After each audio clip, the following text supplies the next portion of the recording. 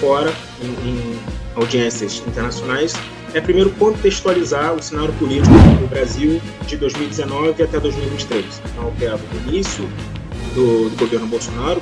Mas antes de darmos prosseguimento a esta matéria, nós gostaríamos de lhe pedir que deixe o seu like, pois isso ajuda muito o canal a crescer e a trazer mais conteúdos para você. E se ainda não é inscrito, clica no botão de inscrição e ativa o sininho para não perder nenhum vídeo. Sua participação faz toda a diferença. Foi iniciado o inquérito das fake news, 4781, 2019, e vou até 2023, porque foi todo o governo do Jair Messias Bolsonaro. Então, eu apresento primeiro essa contextualização do cenário político, em seguida eu faço a apresentação do meu arcabouço teórico, e aqui eu utilizo a definição do ministro Cristiano Zanin, de lawfare. Em seguida, eu passo para as estratégias utilizadas pelo ministro Alexandre de Moraes nesses inquéritos. Então, no primeiro momento, a contextualização política é desnecessário apresentar aqui para vocês, não tem sentido eu contextualizá-los, né, porque vocês são especialistas na matéria, então não tem sentido eu apresentar para vocês o cenário político brasileiro de 2019 até 2023. Mas o que a gente pode acrescentar já passando para a parte do arcabouço teórico, é que a pesquisa utiliza o arcabouço teórico definido pelo ministro Zanin no livro dele, Lawfare, Waging War to Law, em inglês do ministro Zanin, em qual ele compartilha a autoria com mais dois autores, se não me engano, Rafael Valim e uma doutora, esqueci o nome dela agora, peço desculpa, e na qual essa definição de lawfare, ela diz especificamente que lawfare é o uso estratégico da lei com o objetivo de deslegitimar, prejudicar ou aniquilar o inimigo. E aqui eu estou fazendo uma citação direta ao trabalho do ministro Zanin. Quando eu fiz essa pesquisa, né, eu tento primeiro fazer essa contextualização, porque é uma das coisas que o ministro Zanin apresenta nesse livro, que ele diz que o lawfare deve ser considerado no contexto externo do direito. Então, primeiro eu faço a contextualização do cenário político brasileiro e depois eu insiro a atuação do ministro Alexandre de Moraes dentro desse contexto, fazendo ali a análise também da posição política do ministro Alexandre de Moraes, que é necessário para a gente falar de uma possível utilização de lawfare ou não. Outra coisa que a gente tem que levar em consideração quando a gente fala de lawfare, que foi praticamente deixada de lado desde a anulação dos processos do candidato Luiz Inácio Lula da Silva, né, no Supremo Tribunal Federal. Praticamente o discurso de lawfare foi abandonado aqui no Brasil. Ele ainda é presente em outras partes da América Latina, como na Argentina, de uma forma muito forte, mas a gente tem que lembrar que o ministro Zanin diz nessa obra que o lawfare tem táticas e estratégias de implementação, que o lawfare é como se fosse uma instrumentalização do direito para fins de combater o seu inimigo político, só que esse combate de uma forma belicosa, uma forma como se fosse de guerra. Então, o ministro Zanin apresenta essa necessidade de táticas e estratégias de implementação. E aí, o que eu faço nas minhas pesquisas? Especificamente sobre o ministro Alexandre de Moraes, eu tento primeiro identificar uma posição política para a gente poder falar de lawfare, né, e depois identificar quais são as estratégias e táticas de implementação dessas decisões. No momento seguinte, né, como a gente tem Doutor Enio, dá uma Vossa Excelência que está falando, o pessoal da equipe técnica pediu para o senhor acionar novamente o computador para ver se agora está funcionando. Agora funciona. Pronto. Agora consegui. Pode continuar. Desculpe o aparteamento. Deixa eu começar aqui de novo. Só vou mostrar os slides, mas eu não vou repetir o que eu já disse anteriormente. Então, o nome da minha pesquisa é Danos Morais. Eu acredito que esse tipo de atuação ela causa um impacto muito forte no processo penal e no Estado de Direito, e que a melhor denominação possível para resumir esse tipo de circunstância que a gente vive são os danos morais, com perdão do trocadilho. E aí foi como eu apresentei para vocês antes, um breve sumário aqui da apresentação. Então, fazer o cenário político, o conceito de lawfare, as estratégias, qualificar as estratégias do ministro e depois apresentá-las. Então eu vou aqui me ater a 3 estratégias principais. Como eu disse, eu não preciso entrar no cenário político brasileiro, porque aqui todos sabem, é uma audiência nacional, não preciso vocês são especialistas nisso. Depois, a questão do ministro Zanin e o conceito de lawfare, né? Então, táticas, estratégias, o contexto externo, a análise jurídica que a gente vai fazer e a definição própria de lawfare como sendo o uso estratégico da lei com o objetivo de aniquilar o inimigo. E é importante a gente considerar essa palavra, inimigo. Então, o contexto que eu apresento, além das declarações do ministro Alexandre de Moraes contra os extremistas identificados por ele como aliados ao presidente Jair Messias Bolsonaro e, de certa feita, até como um discurso contra o próprio ex-presidente Jair Messias Bolsonaro, e aqui não tem como eu expor todas as declarações do ministro para poder fazer essa contextualização e inserir o ministro nesse contexto político, eu deixo aqui só um maior exemplo, que é a ida do ministro Alexandre de Moraes numa festa de diplomação do candidato Luiz Inácio Lula da Silva nas eleições presidenciais de 2022, na qual o candidato Lula foi vitorioso, e o ministro Alexandre de Moraes, que conduziu a eleição, foi na comemoração desse candidato.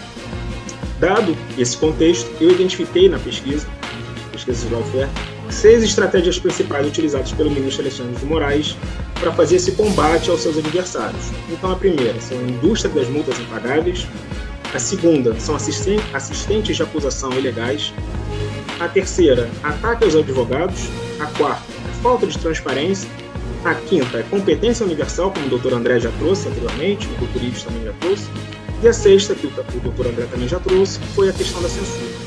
Mas aqui, pelo nosso tempo e pela minha pesquisa, que eu me ative a 3 estratégias principais, eu vou focar na indústria das multas impagáveis, na utilização de assistentes de acusação ilegais e nos ataques aos advogados.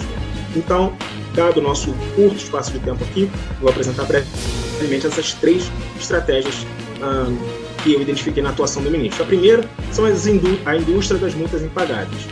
O ministro Alexandre de Moraes, nesses inquéritos que ele faz a relatoria, e principalmente no inquérito das fake news, como foi relatado agora pelo Dr. André na situação da revista Cruzoé, ele impõe uma multa nesses inquéritos que é simplesmente impagável pelos investigados e pelos acusados. Então, o ministro força a vontade dos seus adversários políticos à sua vontade, numa perspectiva clausewitziana. Ele submete, por meio dessas multas que são impagáveis e que na prática são irrecorríveis, porque as pessoas não conseguem de fato recorrer dessas multas apenas quando ou já estão pagas ou anos depois esse recurso que é direcionado ao ministro chega na turma, o recurso é mantido. Então nós temos multas completamente desproporcionais que o ministro aplica tanto ao Twitter quanto a uma pessoa individual, uma pessoa, um jornalista, um padeiro, enfim, mecânico. A gente viu isso inicialmente no inquérito 4781, com a revista Cruzoé, que disse que foi multado em R$100 mil, mesmo cumprindo a decisão que o doutor André se referiu há pouco tempo atrás, que era de retirar a matéria referente ao ministro Dias Toffoli, mas a gente viu que esse tipo de estratégia prosseguiu para outros inquéritos. Então o ministro Alexandre de Moraes fixou multa para quem utilizasse o Telegram, uma multa de R$100 mil. Então era uma multa completamente desproporcional e para pessoas que não eram anteriormente identificadas e que poderiam receber essa multa, mesmo sem a capacidade de pagar. Às vezes você poderia ter uma pessoa que recebia um salário mínimo e recebeu uma multa de R$100 mil. Então, multas completamente desproporcionais, feitas justamente para submeter à vontade de seus adversários, as suas, e a gente pôde ver isso na recente decisão sobre o Twitter, uma multa para literalmente qualquer pessoa que utilizasse o Twitter, ainda que ela não fizesse parte do inquérito que deu origem a tal multa. Então, a segunda estratégia é a utilização de assistentes de acusação ilegais. Então, o que aconteceu nesses inquéritos, tanto no 4781, inquérito das fake news, quanto em outros inquéritos? O ministro Alexandre de Moraes, por vezes, quando percebia que a atuação do PGR Augusto Aras ia oferecer resistência às suas vontades e aos seus objetivos de combater os seus inimigos nesses inquéritos, ele se utilizava e se utiliza de pessoas terceiras que não têm legitimidade processual para peticionar nesses inquéritos, mas que peticionavam requerendo cautelares contra adversários seus ou do ministro.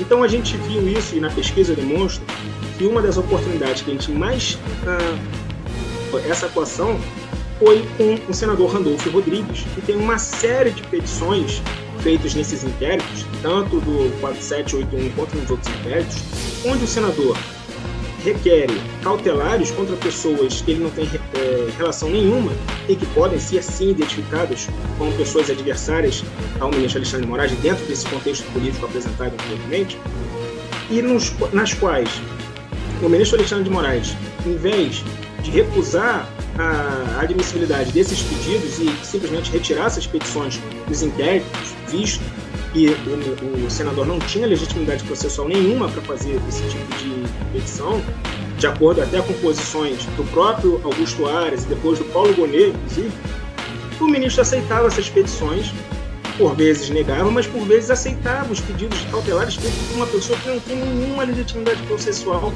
para buscar esse tipo de resultado. Mas por quê? Porque os alvos eram justamente pessoas que o ministro entendia como adversários, como foi o caso dos empresários que foram pegos naquele grupo de WhatsApp reclamando das eleições, etc., e que foram alvos de medidas cautelares por pedido aí de pessoas sem legitimidade. E aqui eu trago um exemplo. Eu trouxe um exemplo para a gente de uma petição do senador Randolfo Rodrigues, que foi atacada pela PGR, mas que foi aceita pelo ministro Alexandre de Moraes, que foi uma viagem que a comitiva presidencial do presidente Jair Bolsonaro fez, e que o Randolfo Rodrigues, senador Randolfo Rodrigues, peticionava, requerendo que o ministro Alexandre de Moraes oficiasse a presidência da República para saber ali qual foi a atuação do vereador Carlos Bolsonaro. E aí, ao invés de retirar essa petição dos autos do André e o doutor Alexandre de Moraes já aceitou o ataque à advocacia. Então nós temos todos esses fatos, todo esse contexto já estabelecido, de acusação, multas ilegais. Então atuação de pessoas sem legitimidade e, por fim, para dificultar mais, que aqui não é um ataque ao ministro, não é um ataque ao Supremo Tribunal Federal, é uma pesquisa acadêmica e científica. Para dificultar a defesa dos seus adversários, houve um ataque à advocacia e às prerrogativas do advogado. Como a gente ouviu agora há pouco, havia de fato um problema de acesso aos autos, né? Isso foi relatado por vários advogados, tanto no inquérito 4781 como em outros inquéritos, e aqui eu trago uma lista de advogados que foram supostamente atingidos por essa proibição de acessarem os autos, e essa listagem foi obtida pela própria Ordem dos Advogados do Brasil, que teve que fazer um ofício federal para fazer com que esses advogados pudessem acessar os autos. Então nós temos essa listagem com a dificuldade de acessar os autos. Nós temos multas aos advogados. O ministro Alexandre de Moraes chegou a multar pessoalmente o advogado Daniel Silveira em R$10 mil pelo uso de recursos no processo penal. E nós temos a proibição até de acessar os clientes. Isso também foi relatado pelos advogados do Roberto Jefferson, depois daquele episódio que o Roberto Jefferson fez disparos contra policiais que foram lá prendê-lo. E aí, você não precisa acreditar em mim, basta a gente lembrar a declaração do presidente da Ordem dos Advogados do Brasil, o senhor Roberto Simonetti, que disse que os confrontos entre a OAB e a Ordem dos Advogados do Brasil não começaram durante aquele período em que o ministro negou que advogados fizessem sustentações orais em determinados processos no TSE. Não começou ali. Depois até o ministro fez uma declaração pública contra a OAB, dizendo que a OAB ia fazer mais uma notinha de repúdio, etc. De fato, o conflito entre o ministro Alexandre de Moraes e a Ordem dos Advogados do Brasil começou, de acordo com o presidente da Ordem, começou quando? Com a negativa de acesso aos autos. E aí ele prossegue. Eu vou aproveitar aqui que a gente tem mais tempo para prosseguir na citação. Conseguimos que o ministro Alexandre, de uma forma de os advogados terem acesso aos autos, de despacharem no gabinete dele, de terem acesso aos clientes presos. eventualmente não se permitia que os advogados acessassem seus clientes. Então, tudo isso veio numa crescente, que nós temos o próprio presidente da Ordem dos Advogados do Brasil relatando que, de fato, advogados não tinham acesso nem aos autos, nem aos clientes. Então, quais são os impactos que nós temos advindas, esses impactos advindos das estratégias utilizadas pelo ministro? O ministro Alexandre de Moraes tem livre poder para multar os investigados, fazer essa multa e submeter à vontade deles às súmulas pela falta de capacidade de recorrer. O ministro Alexandre de Moraes pode usar terceiros para pedir cautelar, para determinar cautelares. Então pode ser um pedido do senador Randolfo Rodrigues, pode ser um pedido do ministro Flávio Dino.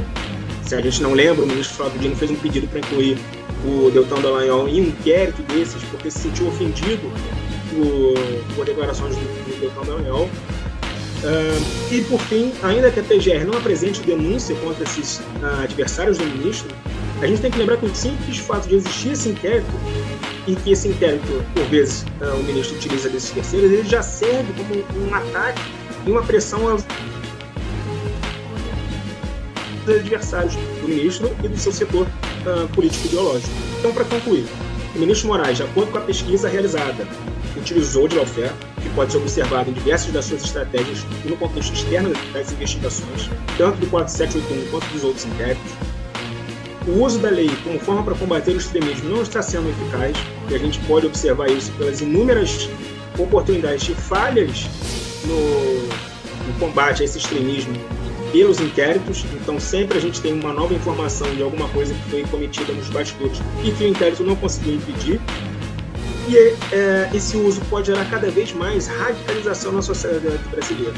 E por fim, para terminar, eu acredito que a instrumentação penal para atingir adversários políticos é inaceitável em uma democracia plena, em um Estado democrático de direito pleno. Então é isso. Eu gostaria de agradecer novamente a oportunidade de ser ouvido aqui, na pessoa da deputada Júlia Zanata, agradecer novamente o convite e a todos que estão ouvindo a gente aqui hoje. Muito obrigado.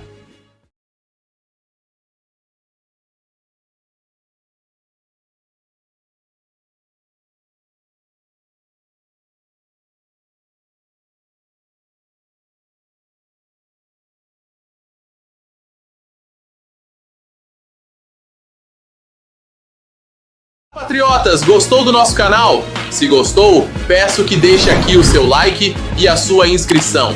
Assim, mais pessoas irão receber as nossas notícias e você receberá novas informações do Brasil em Foco. Até breve!